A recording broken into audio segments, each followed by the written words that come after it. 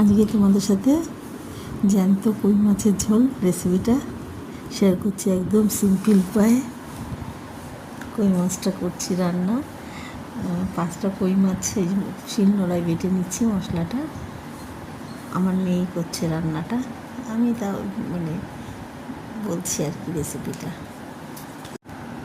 তারপরে ভালো করে মাখিয়ে নিতে হবে, ম্যারিনেট করে রাখতে হবে ভালো করে। যে যেরকম তেল খাও, আমরা একটু তেলটা কম খাই। তেলটা যত কম খাবে ততই তো শরীর স্বাস্থ্য ভালো থাকবে। তেল খাওয়া মানে কোলেস্টেরল বাড়বে, ফ্যাটি লিভার হবে। যাই হোক, এই কড়াইতে তেল দিয়ে দিলাম, জিরে তেজপাতা ফোড়ন দিয়ে দিলাম।